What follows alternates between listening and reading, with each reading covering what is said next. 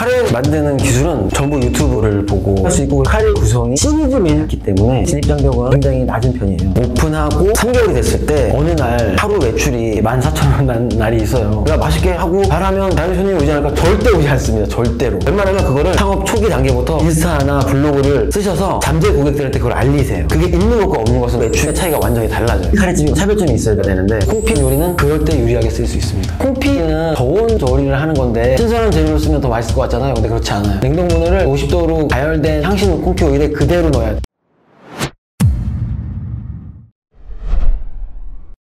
안녕하세요. 저는 망원동하고 홍대에서 향신카레 전문점 우삼촌 카레를 운영하고 있는 우선아라고 합니다. 망원동 맛집 1위로 한 달 반 동안 있었거든요. 굉장히 잘 돼서 바로 이듬해에 2호점을 오픈했는데 한 번도 매출 떨어진 적이 없었어요. 경기는 계속 안 좋아지고 있지만 저희 가게는 그렇게 한번 올라간 후로는 유지하고 있는 상태입니다. 월간 식당이라는 잡지에서 토핑이 특별한 집으로 선정돼서 특집으로 실린 적도 있어요. 제가 3년 전에 2차전지 사업을 하고 있었는데 중국 쪽에서 배터리를 들여와야 되는데 중국과 관계가 악화되면서 수익성이 떨어지기 시작했어요. 그래서 그때 잠시 쉬는 동안에 워낙 맛있는 걸 좋아해서 카레를 연구하다가 점점 그 매력에 빠지게 돼서 결국 끝까지 가게 된 것 같아요. 그리고 어느 순간 이거는 팔아도 되겠다 라는 확신이 들었습니다. 아는 사람 가게에서 샵인샵으로 처음 운영을 해봤는데 생각보다 반응이 좋아서 망원동에서 본격적으로 사업을 시작하게 됐습니다. 제 아이템은 카레고요. 더 정확하게 말하면 향신 카레. 카레 창업의 전망은 괜찮은 아이템이 있고 확실한 홍보성이 있으면 언제라도 좋은 아이템이라고 생각해요. 왜냐면 확장 가능성이 무궁무진해요. 레토르트로 될 수 있고 비조리 음식이나 반조리 음식으로 팔 수도 있고 통신 판매 다 가능하거든요. 포화도는 높지 않습니다. 다만 가시고자 하는 상권에 이미 카레집이 많다든가 그건 장점이 될 수도 있어요. 왜냐면 일부러 찾아서 오는 곳이 있어서 그런 걸 누릴 수도 있고 대신 차별점이 있어야 되겠죠. 카레 창업의 진입장벽은 일반적으로는 굉장히 낮은 편이에요. 왜냐면 대규모 빵집처럼 오븐이 필요한 것도 아니고, 다만 카레 자체는 높지 않지만 내 카레를 하겠다 그럼 거기에 맞는 진입장벽이 조금씩 생길 텐데 그건 내 오리지널리티를 확보하는 데 필요한 기본적인 권리기자 의무로 생각하시면 좋을 것 같습니다. 창업 비용은 보증금 포함해서 8천만 원, 보증금을 제외하면 6천만 원 정도가 들었습니다. 18평 기준으로 말씀드리면 권리금이 1,800만 원, 보증금이 2천만 원, 월세가 160만 원, 그리고 인테리어, 익스테리어, 주방기구 비용을 모두 합쳐서 3, 4천이라고 볼 수 있겠고요. 고정비가 한 달에 300만 원, 인건비는 지금 기준으로는 700만 원 정도. 하루에 카레 하나 판 적이 있었어요. 그때 매출이 14,000원이었죠. 그런데 망원동 맛집 1위를 하고 나서 하루에 190만 원을 판 적이 있게 됐습니다. 거의 100배라고 봐도 되겠네요. 그리고 월차고 매출이 3천만 원이 나왔습니다. 월 평균 매출은 2,100만 원 정도입니다. 저희 카레를 찾는 고객층은 주로 외부 유입의 20, 30대 젊은 층, 그리고 동네 상권, 그리고 비건 식단을 하시는 분들, 그리고 비건 식단을 하시는 분들의 친구분들. 저희 경쟁력이라면 소통 하나로 다 꿰어질 수 있는데, 첫 번째는 고객과의 소통, 마케팅 부분이고, 두 번째는 메뉴와의 소통이라고 생각해요. 그래서 우삼촌 오리지널리티가 있는 것, 그거를 손님들하고 같이 만들어가는 과정, 그리고 직원 간의 소통입니다. 저희 가게는 손이 많이 가는 간의 수공 없이 운영을 목표로 하고 있고, 나중에 저는 직원들하고 같이 조합식의 운영을 꿈꾸고 있기 때문에 팀플은 저희 가게의 핵심이라고 할 수 있어요. 이 세 가지가 저희 가게의 차별점이라고 생각합니다. 카레 만드는 기술은 전부 유튜브를 보고 스스로 터득했고요. 유튜브 보실 때 국내 유튜브 채널보다는 카레하면 세계 음식이기 때문에 미국 사이트나 인도인들 설명 얻어도 되고, 그 다음에 본인이 타겟으로 카레 하나를 잡으세요. 그래서 그 카레의 맛을 맞춰간다 라고 생각하면서 레퍼런스를 활용하면 돼요. 하다 보면 이제 손님들도 늘고, 늘 손님들은 변화를 추구해요. 그래서 약간의 변화를 주려고 소, 닭, 콩이 있는데 돼지가 없다. 그래서 그거를 빵이랑 곁들여서 양상추 스테이크랑 구성할 수 있는 서양식 구성으로 만들어보자 라고 해서 키마 카레가 나왔고, 그 다음에는 비건도 드실 수 있는 드라이 카레 만들어보자 그래서 시금치 카레가 나온 거고, 그 다음에 토핑이 밖으로 나오니까 거기서부터 콩피 카레라는 게 가능해졌어요. 콩피 요리는 저온 조리를 하는 건데 신선한 재료를 쓰면 더 맛있을 것 같잖아요. 근데 그렇지 않아요. 냉동분해가 더 맛있어요. 냉동분해를 50도로 가열된 향신 콩피 오일에 그대로 넣어야 돼요. 그러니까 낮은 온도에서 50도를 맞춰서 딱 올라갔을 때 꺼야 돼요. 근데 살아있는 문어는 이미 상온에 있기 때문에 온도 폭이 적어요. 그래서 문어가 가지는 맛을 다 낼 수가 없어요. 그래서 콩피라는 요리는 그럴 때 유리하게 쓸 수 있습니다. 삶아져서 나온 건더기가 재료 본연의 맛을 주기 힘들다고 생각을 해서 웬만하면 밥 위에 세우려고 하고, 접시 마지막에 고기를 거기다 얹히려고 하고, 그렇게 하고 있는 게 가장 주안을 두고 있는 점이고, 그래서 거기에 따라서 비율이 결정돼요. 그래서 처음부터 모양을 생각하고 목표로 잡은 게 아니라 어떻게 하면 카레에 대한 새로운 경험을 드릴 수 있을까 고민하다 보니 플레이팅이 그렇게 나오게 된 겁니다. 향신 카레에 대한 인지도가 저변이 깔려있지 않고 일반적인 가격대가 형성되어 있지 않아서 자기가 그 상권에서 이 정도 서비스와 퀄리티를 제공하는 하는데 이 정도 가격이면 되겠다 싶은 가격을 고수하셔도 됩니다. 저희 카레집은 캐주얼 레스토랑을 추구하고 있기 때문에 중가 정도의 가격으로 책정하고 있어요.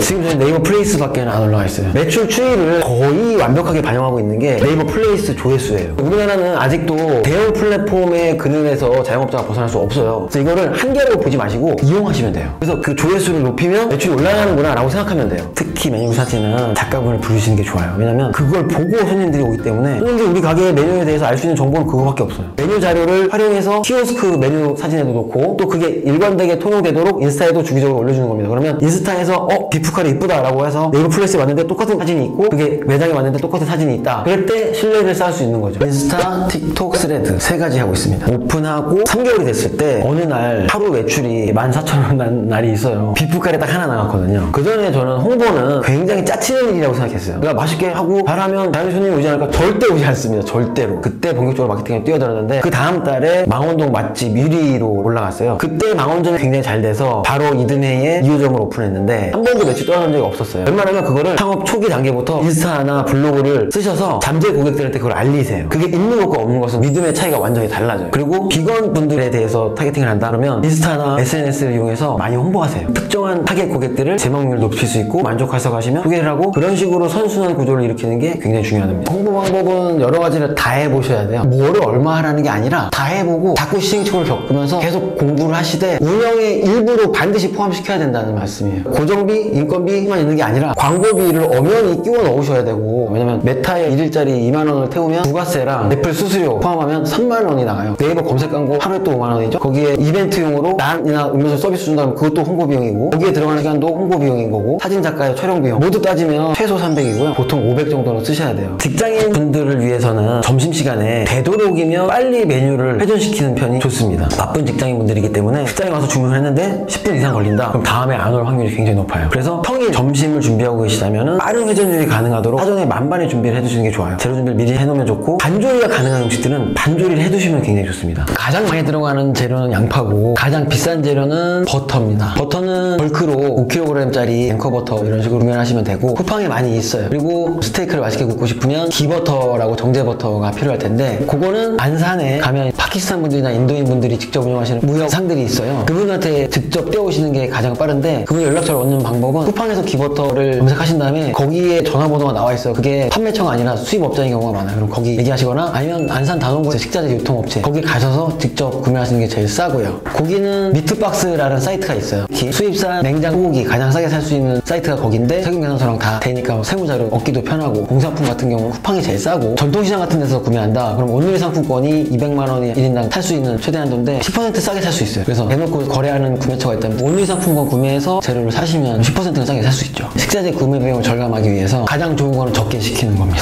근데 그게 정 안 될 때는 냉동 제품을 이용할 수 있으면 이용하는 것이고 자주 구매하는 것들은 판매처가 가깝고 도매상이고 커스터마이징이 가능한 곳이면 좋고 그곳이랑 좀 친해지면 돼요. 그리고 한 곳만 뚫지는 마시고 두세 군데 정도는 알고 있어야 나중에 가격 비교도 하고 혹시나 이제 어떤 문제가 생겼을 때 대체해서 발주처를 구할 수 있으니까 그렇게 하시면 유리합니다. 카레를 대량으로 만들 때 모든 카레 소스를 다 만들어 놓으면 안 돼요. 그러니까 과정별로 분할해야 돼요. 카레 베이스까지는 안 상해요. 근데 육수는 상할 수 있어. 그리고 육수는 안 상할 수 있는데 생크림이 상할 수 있어. 근데 카레 베이스와 육수와 생크림이 합쳐져서 카레가 되는 건데 이걸 다 만들어 놔서 소분을 하면 뭐 하나만 상해도 전체가 다 상하는 거죠. 카레 베이스만 따로 만들어서 그 상태로 보관을 하고 생크림은 그때그때 넣어야 돼요. 육수를 만들어서 냉동해놔야 돼요. 그래서 재료별로 어떤 보관 방법이 맞고 그거는 하시다 보면 내 요리의 구성이 어떻게 되는지를 알고 걔들의 보관 상태나 물성을 알게 되면 한꺼번에 만들어서 보관해야 되는지 따로 보관해서 키트처럼 만들어야 되는지 그게 정해질 것 같습니다. 스테이크를 하실 거면 주문팬을 쓰실 수도 있는데 타와라는 게 있어요. 난 같은 걸 굽도록 민자 모양의 팬이 있는데 제가 써본 결과 스테이크 할 때 가장 고기가 맛있게 익힐 수 있는 팬이 타와라고 생각하고요. 먹는 요리를 한다. 양이 아주 많지 않는 이상 와이어 굽는 팬이 가장 좋습니다.